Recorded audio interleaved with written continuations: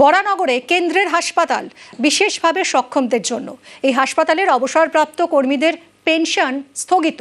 শনিবার হঠাৎ নোটিশ, অবসরপ্রাপ্ত কর্মীদের মাথায় হাত।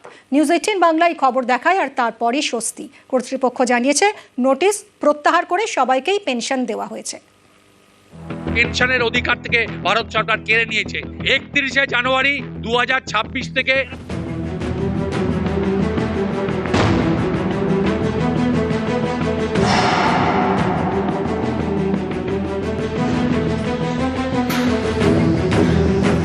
অবসর জীবনে বড় ভরসা পেনশন, সেই পেনশনই স্থগিত, সেটাও কেন্দ্রীয় সরকারের হাসপাতালে। এতে মাথায় হাত অবসরপ্রাপ্ত কর্মীদের।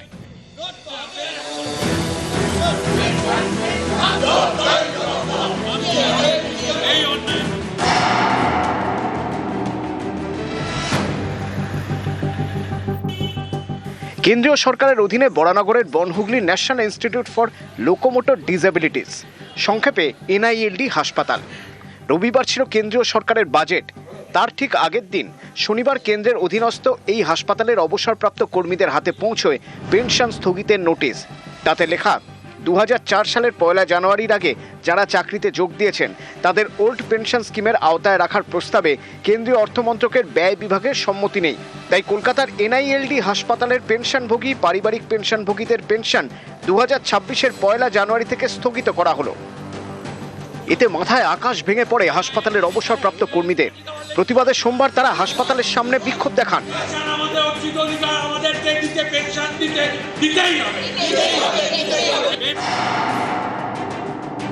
পেনশনের অধিকার থেকে ভারত সরকার কেড়ে নিয়েছে। 31শে জানুয়ারি 2026 থেকে এখান থেকে আমরা রেগুলার পেনশন পেতাম। গভর্নমেন্ট অফ ইন্ডিয়ার পেনশন অনুসারে যা নিয়ম, সেটা হঠাৎ করে উইদাউট এনি নোটিস আমাদের উপর একটা ডিভাস্টেটিং আঘাত চলে এলো। আমাদের পেনশনের অধিকার থেকে উইথহেল্ড করে রাখা হলো। নিউজ 18 বাংলায় এই খবর দেখানো হয়। তারপরই স্বস্তির খবর পান কেন্দ্রীয় সরকারি হাসপাতালের অবসরপ্রাপ্ত কর্মীরা। কর্তৃপক্ষ ফের নোটিশ দিয়ে জানিয়েছে, NILD হাসপাতালের অবসরপ্রাপ্ত কর্মীদের পেনশন সংক্রান্ত 31শে জানুয়ারির নির্দেশ বাতিল করা হলো।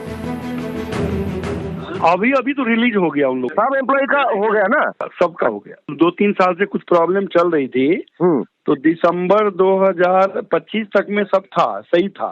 कुछ डायरेक्शन मिनिस्ट्री से क्लियर कट नहीं था। आज सेक्रेटरी मैडम ने बोला कि डायरेक्शन आप लोग समझ नहीं पाए, डायरेक्शन रोकने के लिए नहीं था। कितना एम्प्लॉय को रिलीज हुआ है? मेरे हिसाब से मोर देन 85।